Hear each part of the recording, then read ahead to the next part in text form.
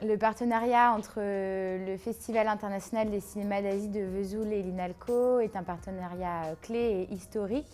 Il date de 2004.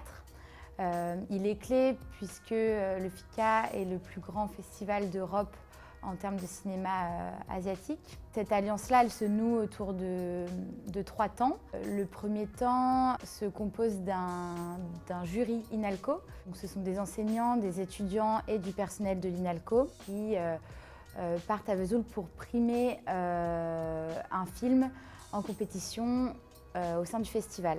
Par la suite, durant le festival, les enseignants et étudiants ont l'opportunité de s'entretenir avec des réalisateurs dans leur langue natale pour ensuite effectuer un travail de sous-titrage. Puis, le dernier temps, il s'inscrit dans la programmation culturelle annuelle de l'INALCO puisqu'on projette dans l'auditorium de l'INALCO le film coup de cœur choisi par cette délégation au FICA.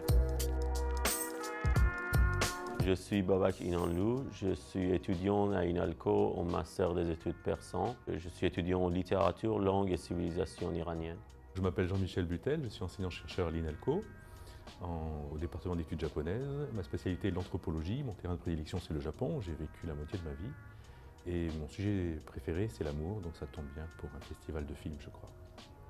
Je suis Mathilde Pelletier, je suis actuellement chargée de projet événementiel et culturel pour l'INALCO au sein du service de l'événementiel et de l'action culturelle.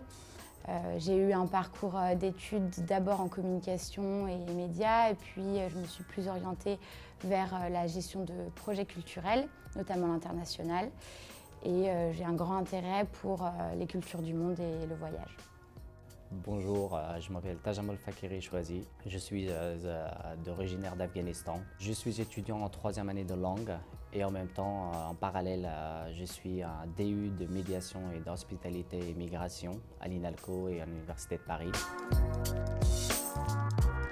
J'ai voulu participer au festival étant jury parce que j'aimerais bien découvrir ce festival et je m'intéresse beaucoup à l'Asie, à la littérature orientale et aussi j'aimerais bien voir le cinéma de cette région. Alors ça va peut-être vous étonner, mais en fait, je suis très peu cinéphile. C'est vraiment une épreuve pour moi de me retrouver dans une salle noire et de ne pas bouger pendant 1h30 ou 2 heures. C'est vraiment dû à une expérience physique difficile et que j'essaie d'éviter en général. Mais là, c'est vraiment exceptionnel d'avoir toutes ces fenêtres ouvertes sur des pays que je ne connais pas ou que je connais mais que je ne vois pas avec ces yeux-là. Donc je vois vraiment ce festival comme une manière de voyager et de découvrir des choses, même s'il y a à chaque fois un regard particulier qui est le regard du réalisateur.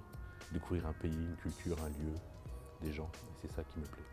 Faire partie du jury INALCO, pour moi, c'était une opportunité déjà professionnelle, puisque j'évolue au sein du service événementiel et de l'action culturelle de l'INALCO depuis un petit peu plus d'1 an. C'est un projet que je suis de près. Donc c'est l'opportunité pour moi d'être au cœur d'un dispositif que j'accompagne au quotidien.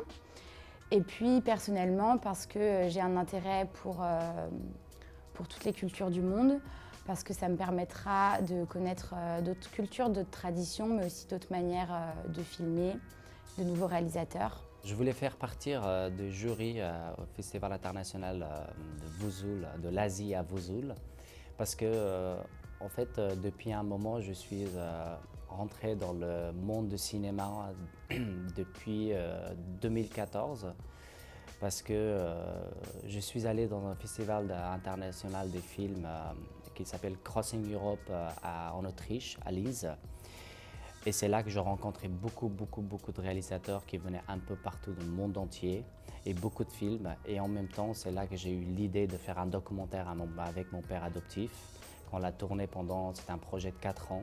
Et l'année dernière, on était repris dans ce festival-là, mais on était même en compétition pour avoir un prix.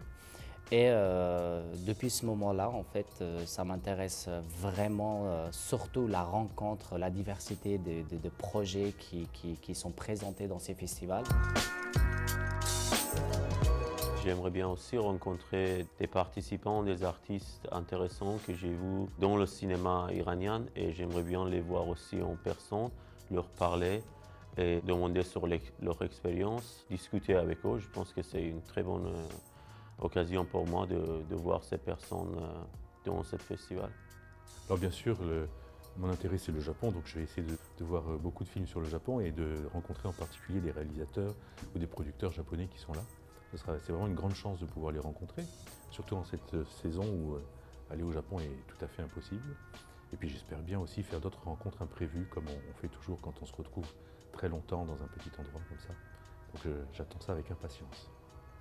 Dans un festival comme le Festival international d'Asie à Vesoul, ce que j'aime le plus, c'est qu'on va rencontrer beaucoup de réalisateurs et on va voir beaucoup de films qui viennent d'un peu partout dans des pays où on ne le voit pas souvent dans d'autres festivals ou même sur les plateformes. Des réalisateurs qui viennent de mon pays, que je n'ai jamais connu en fait, je ne le sais pas, c'est des personnes qui présentent des films en Europe pour la première fois et c'est pourquoi on va faire même des rencontres, des interviews de ces réalisateurs qui vont parler de leurs films, qui vont parler de leur parcours et surtout de la manière comment ils ont fait leurs films dans un pays comme l'Afghanistan qui est en guerre, comme vous le savez tous, depuis des années. Ces films, comment ils étaient sélectionnés dans ces festivals, la richesse de leurs films et le courage de ces réalisateurs.